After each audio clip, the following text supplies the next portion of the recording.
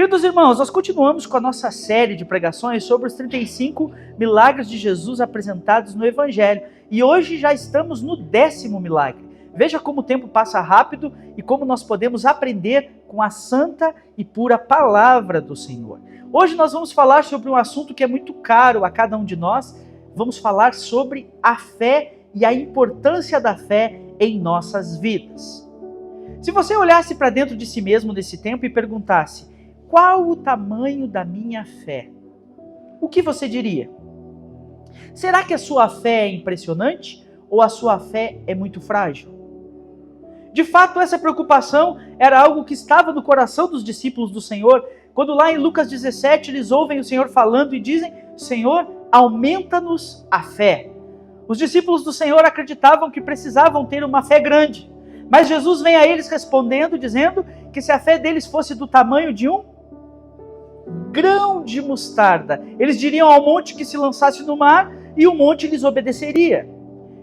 Porque a fé não precisa necessariamente ser grande, ela não precisa ser volumosa, a fé precisa apenas ser consistente, estar depositada na pessoa certa e ser ousada naquilo que ela deseja. Então o Senhor Jesus nos ensinou que nós não precisamos nos preocupar com o tamanho da nossa fé, mas nós precisamos nos preocupar que a nossa fé seja pesada. A nossa fé não deve ser como uma centena de quilos de algodão que dá um volume do tamanho dessa sala, mas a nossa fé, embora pequena, deve ser pesada, como um metal pesado, que pode sustentar muito peso, que tem muita resistência, que suporta muitas coisas. Assim é a fé que o Senhor deseja que nós tenhamos. De fato, dentro desses 35 milagres que Jesus operou um milagre em favor de um homem que tinha uma fé diferente.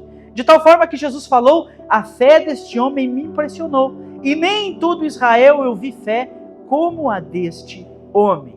Então vamos conhecer essa história e descobrir algumas lições que podemos aplicar em nossas vidas através dela. Abra sua Bíblia em Mateus capítulo 8, dos versos 5 a 13. Mateus 8, 5. Tem alguns irmãos que já aprenderam que o texto que eu vou pregar está sempre na capa do boletim e eles já se adiantam e já vão para lá, né? Então louvado seja Deus por isso. Mateus capítulo 8, dos versos 5 a 13.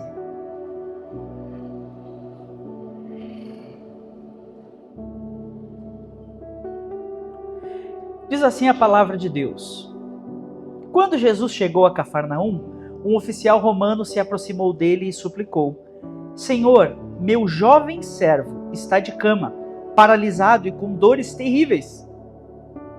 Jesus disse: Vou até lá para curá-lo. O oficial, porém, respondeu: Senhor, não mereço que entre na minha casa. Basta uma ordem sua e meu servo será curado.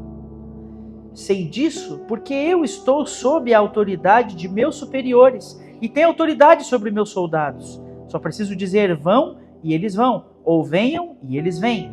E digo aos meus escravos: faça isso, e eles fazem. Quando Jesus ouviu isso, ficou admirado e disse aos que o seguiam: Eu lhes digo a verdade, jamais vi fé como esta em Israel.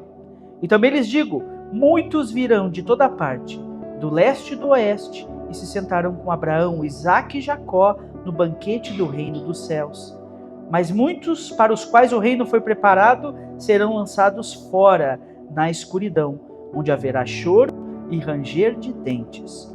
Então Jesus disse ao oficial romano: Volte para casa, tal como você creu, assim acontecerá. E o jovem servo foi curado na mesma hora. Amém? Meus irmãos, esse milagre que Jesus operou muito se assemelha ao milagre que é apresentado em João capítulo 4, mas há base suficiente para nós acreditarmos que Jesus curou fez mais de um milagre em favor dos oficiais romanos, porque esses o seguiam bem de perto e estavam atentos ao seu ministério. Lá em João 4, nós pregamos há pouco tempo sobre a cura do filho de um oficial romano, que veio desesperado dizendo: Senhor, meu filho está jazendo à cama, é terrivelmente doente. E o Senhor então diz: volta e teu filho viverá. E sobre a palavra do Senhor, aquele homem volta para casa e encontra seu filho sarado, totalmente curado da sua doença. E aqui nós vemos mais uma vez um segundo milagre que Jesus opera em favor de um segundo oficial romano. As Bíblias mais antigas trazem dizendo que este homem era um centurião, e possivelmente esse seria o cargo que ele ocuparia no exército romano. O centurião era o líder de uma centúria, um grupo de 100 soldados. Eles eram a sexta autoridade no escalão das autoridades do exército romano. E eles ficavam então responsáveis por um grupamento de 100 soldados que eles levariam para a batalha quando fosse necessário. E eles estavam todo o tempo apostos para lutar. E inclusive o centurião se destacava dos 5 cargos que estavam à frente dele na hierarquia romana, porque eles eram daqueles que lideravam o exército, mas que também iam a campo. Então eles não eram como os outros líderes que apenas davam as ordens, estabeleciam as estratégias e enviavam os soldados. Mas os centuriões iam com os soldados à guerra, lutavam com eles e colocavam a sua vida em risco, indo à frente do pelotão para a batalha. Nós não sabemos o que aconteceu no texto, mas é bem provável que aquela centúria tenha ido a alguma batalha, defender algum território ou conquistar algum tipo de emancipação que o Império Romano desejava, e que aquele centurião tivesse sido solicitado junto com seus soldados. E então, indo para uma batalha, eles enfrentaram uma batalha difícil, a ponto de um dos soldados deles ser vitimado, de tal forma que ficou extremamente paralisado e sofrendo muitas dores. Diferente do filho do oficial do outro milagre, este homem, narrado aqui neste texto, não estava doente com uma doença degenerativa que o deixava paralisado. Diferente do paralítico que falamos há 2 semanas atrás, que foi descido pelo teto pelos seus amigos, ele não tinha uma paralisia física que apenas o impedia de se movimentar, mas ele tinha sofrido um trauma tão grande que havia paralisado seu corpo e ele estava sentindo dores terríveis. Ele estava à beira da morte, estava gritando sobre a cama, pedindo socorro. E então o líder daquela centúria, que tinha mais 99 soldados com os quais poderia se preocupar, deu atenção àquele homem que estava ferido. O que nos lembra a outra parábola que Jesus contou, de um bom pastor que tinha 100 ovelhas. Mas quando uma delas se perde, o bom pastor deixa as 99 ovelhas bem guardadas no curral e vai atrás daquela que se perdeu. Semelhantemente, este homem, oficial romano, centurião, ao ver que um dos seus soldados está com dores terríveis, gritando à beira da morte, ele não se contenta em dar o fim cabal ao soldado, como era costume dos romanos, e como é costume dos militares até hoje. Se o seu amigo está sofrendo sofrimento de morte, é mais misericordioso você matá-lo do que tentar salvá-lo. O tiro de misericórdia, o golpe de misericórdia. Aquele centurião sabe que existe alguém no território de Israel poderoso para operar em favor do seu servo algo que aparentemente a medicina não pode operar, os recursos romanos não podem operar, e ele então vai a Cafarnaum para recorrer ao Senhor. E quando ele fala com Jesus, impressiona Jesus a fé daquele homem, que faz essa comparação entre a sua autoridade limitada como centurião romano e a autoridade ilimitada de Jesus, dizendo: se eu, que sou o mísero centurião, mando e meus soldados obedecem, se o Senhor der uma palavra de ordem sobre a doença, ela também deixará o meu servo. E assim aquele homem que talvez estivesse com traumatismos complexos em seu corpo, com dores terríveis, é curado pela ordem, pela palavra de Jesus. E a fé daquele homem é uma fé impressionante para o Senhor Jesus. O que nos leva a uma reflexão, meus irmãos. O que faz a fé de alguém ser impressionante para Jesus? Que elementos deve ter a minha fé e a sua fé para que Jesus possa olhar para nós e dizer o que disse aquele homem? Que fé bonita, que fé impressionante, que fé gostosa de ver essa pessoa tem, que fé que me agrada. Então nós precisamos aprender, à luz desse texto, alguns princípios para edificarmos uma fé consistente, firme, bem fundamentada, que nos valerá no dia da dor. Amém? Eu quero destacar desse texto 6 princípios que nós podemos aprender da fé desse oficial romano, mas farei isso de maneira rápida, então os irmãos não se assustem com a quantidade de lições. A primeira lição que esse texto me ensina é que a fé que impressiona Jesus tem a capacidade de interceder. Fale com quem está perto de você e pergunte assim: você costuma orar por outras pessoas?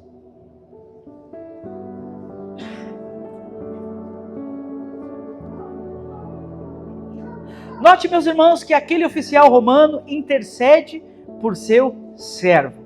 Ele vai até Jesus em favor daquele servo que estava doente.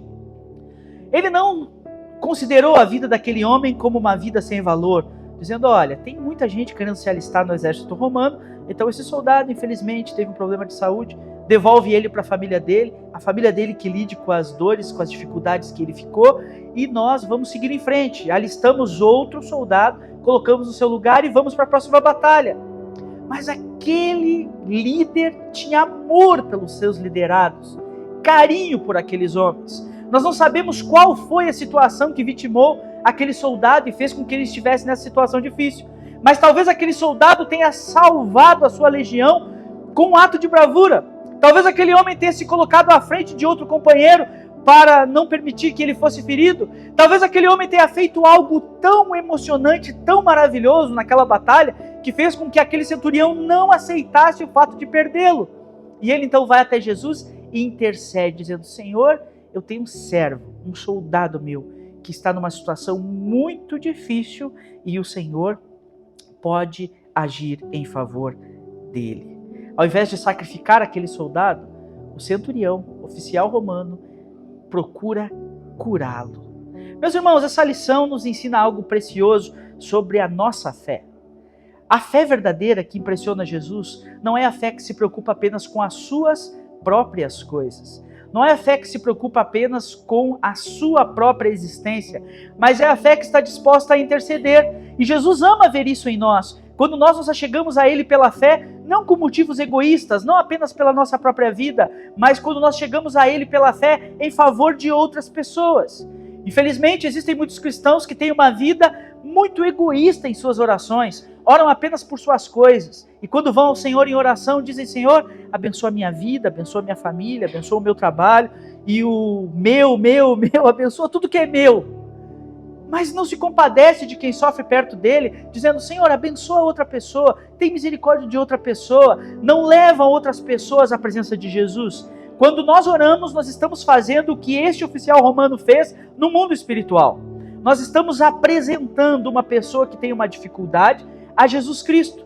E pelo poder da intercessão, Jesus Cristo pode operar o mesmo que operou na vida do servo desse centurião, porque ele vê graça nas nossas orações intercessórias, quando nós temos a capacidade de ser generosos. Esse tipo de oração generosa, esse tipo de fé que intercede, esse tipo de fé que olha para a necessidade dos outros, é um tipo de fé que impressiona Jesus, que Jesus gosta de ver em nossos corações. Amém? Mas um segundo tipo de fé que nós podemos aprender com esse centurião é que uma fé que impressiona Jesus é uma fé que tem esperança nas promessas. Jesus diz para aquele homem ao ouvir o seu motivo, eu vou até lá para curá-lo.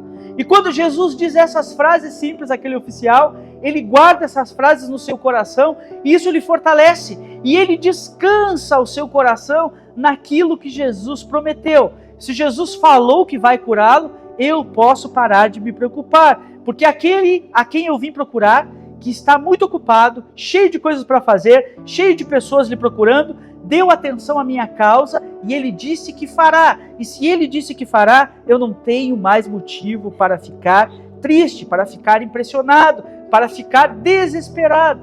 E então aquele homem se apega à promessa de Jesus. Eu vou até lá e vou curar o seu servo. A fé que impressiona o Senhor é a fé que se apega às suas promessas. Uma das tarefas que Satanás tem e que ele desempenha muito bem em nossas vidas é nos demover das promessas de Deus sobre nós.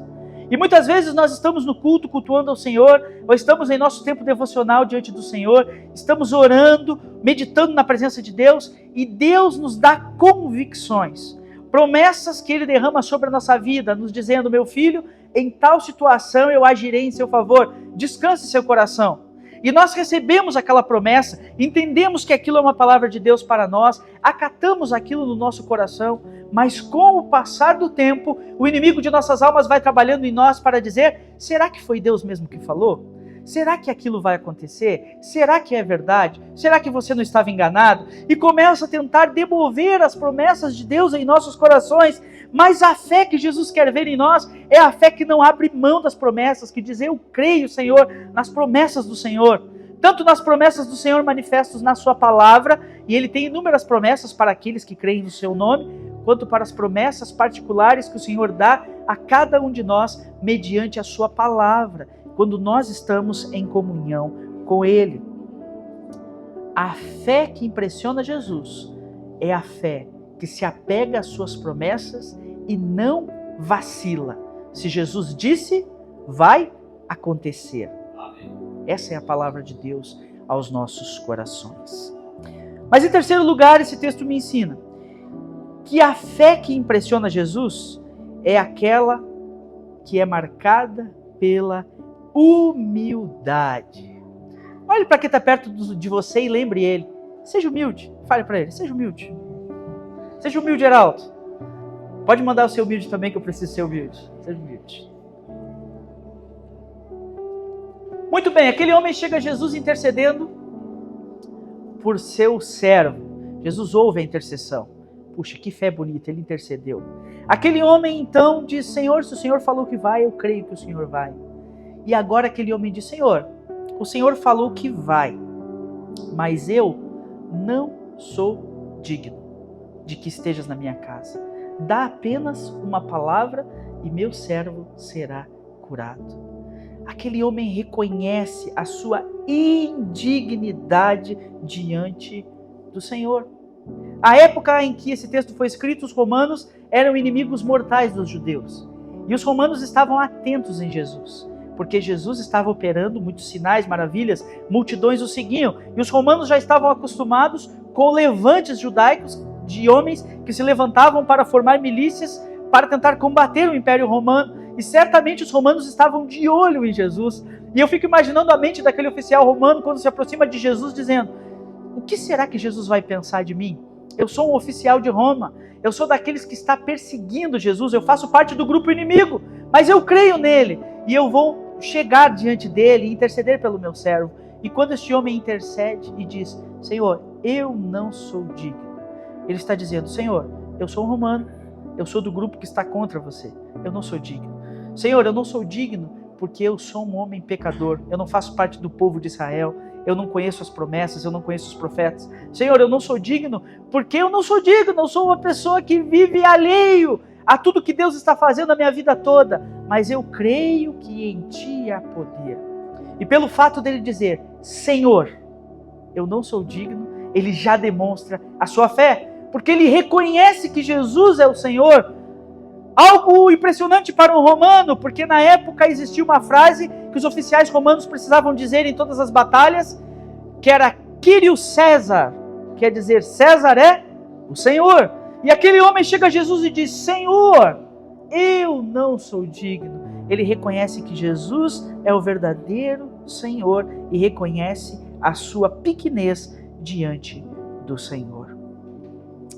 Jesus se agrada ao ver em mim e em você uma fé humilde, que sabe que não merece nada, mas que se coloca diante do Senhor dizendo: Senhor, se o Senhor puder fazer em meu favor, faça, Senhor. Uma fé extremamente comprometida com a humildade. Isso que Deus espera ver em mim e em você.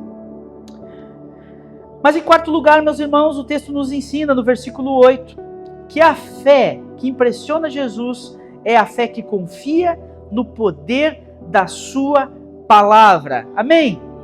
Aquele homem diz: Senhor, eu não sou digno que vá em minha casa, mas Senhor, se o Senhor der uma ordem, se o Senhor disser a sua palavra, o meu servo será curado.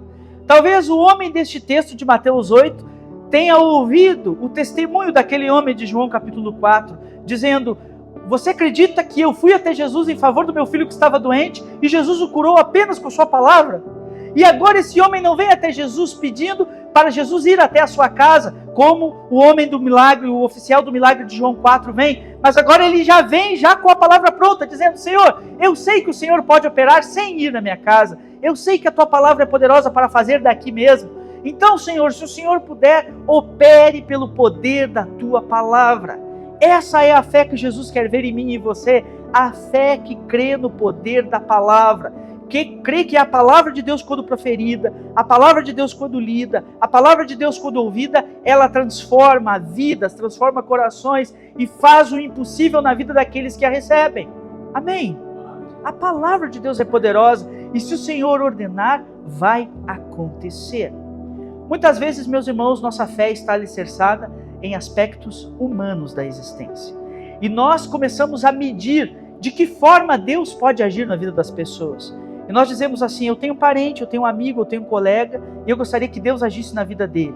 E aí nós começamos a pensar como Deus pode agir na vida dele.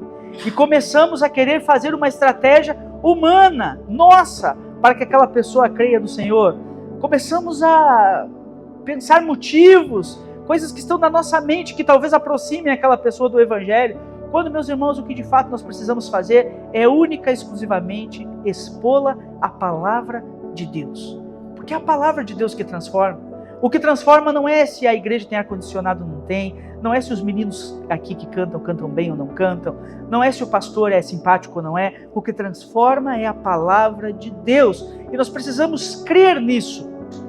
Por isso precisamos convidar as pessoas que conhecemos para vir até a igreja, ouvirem a palavra de Deus. Por isso precisamos, quando estamos conversando com elas, proferir a palavra de Deus sobre a vida delas, falar versículos da palavra, orientá-las de acordo com a virtude de Deus, porque é a palavra que vai fazer a transformação que essas pessoas precisam em suas vidas.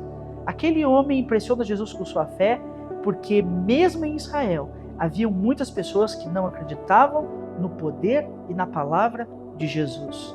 Inclusive, muitos daqueles que seguiam Jesus de perto não acreditavam nas palavras de Jesus. Ouviam o que Jesus falava para questioná-lo, não acreditavam no poder de Jesus e ficavam examinando para ver se os milagres que Jesus operou foram milagres mesmos. Pessoas incrédulas que andavam perto de Jesus.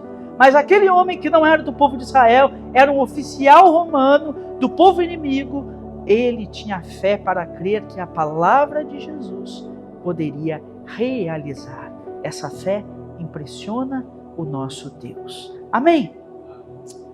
Mas em quinto lugar, uma característica dessa fé que é impressionante para Jesus é a ousadia de sugerir. Fale para quem está perto de você, faça orações ousadas. Eu não sei você, mas eu estaria satisfeito com a resposta de Jesus. Aquele homem vai até Jesus e diz, meu servo está paralisado, sofreu um acidente, está com dores terríveis na cama. Jesus diz, eu vou até lá para curá-lo. Se sou eu, tá bom, né? Então vamos lá, Jesus, vamos lá. Jesus já me atendeu, que era algo difícil de acontecer. Jesus falou que vai operar em meu favor, me deu uma promessa, graças a Deus por isso, e agora eu deixo Jesus operar. Mas aquele homem tem a ousadia de sugerir e dizer para o Senhor, Senhor, por que o Senhor não apenas fala? Fale e ele será curado. Porque eu também sou um homem de autoridade. E eu falo para os meus soldados, vão, e eles vão. Eu falo para os meus escravos, façam, e eles fazem. Senhor, se eu, que sou um centurião, tenho autoridade para fazer isso, quanto mais o Senhor vai ter autoridade sobre o mundo espiritual para operar a cura, sobre as hostes celestiais para entregar ao meu servo o que ele necessita. E aquele homem então não apenas pede para o Senhor Jesus o que ele precisa, mas ele sugere para Jesus como Jesus pode fazer. E Jesus olha aquilo e fala, que homem ousado, olha a ousadia que ele tem. Ele está sugerindo a maneira como eu posso fazer, ele está colocando diante de mim o que está no coração dele. E Jesus ouve aquilo e aquilo agrada ao Senhor Jesus, porque Jesus vê que aquele homem tem fé para crer que Jesus pode operar à distância e isso enche o coração de Jesus de alegria. Aquele homem fez uma oração ousada, ele falou com Jesus sobre algo ousado, dizendo, Senhor, assim como eu tenho autoridade para fazer à distância, o Senhor também pode fazer à distância. E meus irmãos, na minha experiência de fé e pelo que tenho conversado com pessoas que têm alcançado milagres e realizado coisas maravilhosas para o Senhor, Jesus gosta de orações ousadas. gosta que nós nos acheguemos a Ele e coloquemos a Ele desafios que só Ele pode realizar. Que nós peçamos a Ele coisas que só Ele pode fazer. E quando nós fazemos isso, meus irmãos, o Senhor Jesus tem a alegria de realizar para que nós vejamos que foi exatamente Ele que realizou aquilo que nós estávamos esperando. Jesus é poderoso e Ele deseja ver em nós orações ousadas. Não orações ousadas no sentido de orações que fazem barganha com Deus e que dizem assim: Senhor, se o Senhor não me responder, eu não vou fazer mais nada. Não orações desse tipo, mas orações ousadas no sentido de dizer: Senhor, eu já mostrei que tenho um coração humilde, já mostrei que creio nas tuas promessas, já mostrei, Senhor, que estou abraçado com o poder da tua palavra. Senhor, eu estou contigo. E agora eu peço, Senhor, não apenas faz o que eu estou pedindo, mas faz de um jeito especial, age de um jeito especial. E meus irmãos, eu tenho experimentado muitas coisas nesse sentido. Há um tempo atrás, eu e Zélia queríamos trocar de carro. Nós tínhamos um Golzinho antigo e nós queríamos trocar de carro. E este carro que nós temos agora, este Fiat Uno, eu vi ele lá no site da concessionária que vende esse carro. Eu fui lá, vi ele. E eu então estava orando ao Senhor para que Deus nos desse a possibilidade de trocar de carro. E aí eu fiz uma oração ao Senhor e disse: Senhor, seria tão bom se nós trocássemos de carro e se fosse esse o carro. Porque eu já sabia que o Uno tem uma manutenção barata, é um carro forte e todos os benefícios que um Uno tem, embora algumas pessoas não enxerguem muito benefício, mas eu gosto muito do meu carro. E então eu comecei a orar nesse sentido e, meus irmãos, o carro custava mais do que eu podia pagar, as situações eram muito impeditivas para que nós tivéssemos esse carro. Mas eu, com fé, fui lá na concessionária e falei com a vendedora, falei: eu queria ver tal carro. E ela, de pronto, me atendeu, viu o carro, viu meu carro, avaliou meu carro, fez o financiamento e de uma hora para outra eu olhei, estava aprovado o financiamento do carro e dava para comprar. As parcelas eram caras, altas parcelas. E aí eu falei: puxa vida, vou conversar com a Zélia. Deixei lá sobre a mesa. Homens, ouçam isso. Todo homem prudente conversa com a sua esposa. Presta atenção nisso. Eu vou conversar com a Zélia. Fui conversar com a Zélia. E a Zélia, que é muito mais sonhadora do que eu, né? Falou: não, vamos, vai dar certo, vai dar certo. Mas eu tava com aquela coisa: será que dá certo? Será que não dá? Será que dá certo? Será que não dá? Aí eu fui falar com mais uma pessoa. Falei com minha mãe. Falei: mãe, tô pensando, o que a senhora acha? Ela falou: bora, eu pago metade das parcelas. Falei: rapaz, que bênção. Falou: eu te ajudo se você quiser. Aí eu fui lá, meus irmãos, deixei meu carrinho lá, o Golzinho abençoado, que abençoou muito minha vida, né? Que o Rogério vendeu para mim, foi uma benção. E eu então deixei meu carrinho lá, peguei esse Uno e vim faceiro para casa, com o carro abençoado que Deus me deu. No meu coração não havia vaidade de dizer: Senhor, eu só quero um carro se for esse. Não era isso. No meu coração eu estava pensando: Senhor, seria tão bom se pudesse ser esse. E Deus deu graça, porque Ele gosta que nós façamos esse tipo de oração. Então seja ousado em suas orações, seja ousado naquilo que você pede, assim como esse oficial romano, porque Deus, que sonda os corações, sabe se nossa ousadia é terrena, humana, ou se é uma ousadia verdadeira, espiritual, dadivosa. E se Ele ver em nossos corações que a nossa ousadia é boa, Ele vai nos dar de acordo com o que pedimos. Mas em sexto e último lugar, meus irmãos, eu quero destacar que o que faz a fé deste oficial romano ser impressionante aos olhos de Jesus é a independência dessa fé em relação à religião. Dos versículos 10 a 12, Jesus toca num ponto sensível. Ele fala: em Israel, dentro do povo de Deus, eu não vi uma fé como a deste homem. E a Bíblia nos diz, o apóstolo Paulo nos ensinou, que nós somos salvos pela fé. É a fé que alcança para nós a salvação. E Jesus está dizendo que dentro do povo de Israel, aqueles homens que tinham Moisés, os profetas, todas as promessas de Deus, que conheciam a pessoa de Deus e como Deus agia, não tinham uma fé tão grande quanto aquele homem. Mas aquele homem que a vida toda ouviu de falsos deuses, a vida toda viveu alheio ao Deus de Israel, ao conhecer Jesus demonstra uma fé diferente. Ele está dizendo: a fé de uma pessoa, para ser impressionante, não precisa necessariamente ser uma fé religiosa. Essa pessoa não precisa ser católica, batista, presbiteriana, da Igreja Universal, para ter uma fé que agrada a Deus, porque a fé independe do lugar onde as pessoas estão. E existem, meus irmãos, eu creio nisso, pessoas com fé verdadeira em todos os lugares onde se professa o nome de Jesus. E embora algumas pessoas estejam enganadas por erros teológicos horríveis que tem nos lugares onde elas estão reunidas, se elas têm fé genuína no Senhor Jesus, eu creio que essa fé é suficiente para salvá-los. Amém? Porque o que nos salva não é a nossa convicção teológica. O que nos salva não é quantos por cento nós estamos certos ou quantos por cento nós estamos errados. Mas o que nos salva é a fé no sacrifício do nosso Senhor e Salvador Jesus Cristo. E é por isso que Jesus diz, do verso 11 e 12, que naquele dia, no dia em que o banquete celestial acontecer, no dia em que nós estivermos na presença de Deus, virão pessoas do Oriente, do Ocidente, do Norte e do Sul, e vão se assentar no banquete, à mesa, junto com Abraão e os profetas. Estarão ali sentados. E muitos daqueles que nós aqui olhamos e achamos que estariam sentados, estarão de fora. Porque não é a religiosidade que marca quem estará lá e quem não estará, mas é a fé verdadeira no coração, a fé impressionante, a fé que não está apegada apenas ao vínculo religioso. Ser batista não pode lhe salvar, ser presbiteriano não pode lhe salvar, ser católico não pode lhe salvar, só quem salva é Cristo, e a nossa fé precisa estar ligada a Ele, embora nós precisemos de boas denominações para fazermos parte e crescermos na fé. O que importa para a salvação é que a nossa fé esteja alicerçada em Jesus Cristo. Amém? A fé que impressiona Jesus é aquela que está além das muralhas da religiosidade. Ela é uma fé abrangente, uma fé que reconhece o senhorio do Senhor e se coloca diante dele. Não acredite que pelo fato de você ser religioso, a sua fé agrada ao Senhor.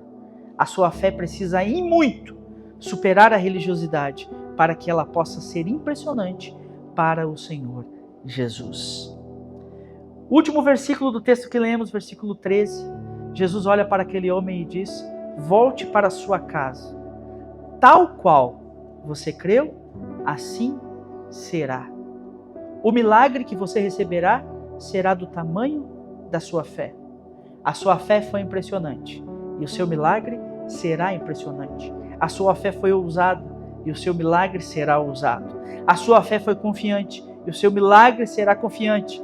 A sua fé levou em conta minhas promessas e as minhas promessas se cumprirão.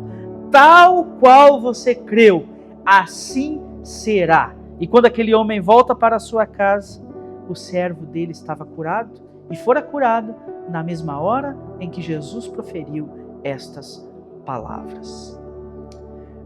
Meus irmãos, se Jesus assim fez em favor daquele oficial romano, Ele assim pode fazer em nosso favor. Basta que Ele olhe para os nossos corações e veja uma fé genuína. Uma fé que não precisa ser grande, mas uma fé verdadeira, bem fundamentada, uma fé confiante, uma fé que não é egoísta, uma fé que é humilde, uma fé que busca a sua presença e se compromete com a sua palavra. Se o Senhor assim enxergar os nossos corações, Ele fará o impossível em nosso favor, porque é assim que Ele sempre faz. Amém? Vamos orar por essa palavra? Feche seus olhos e eu quero orar por você.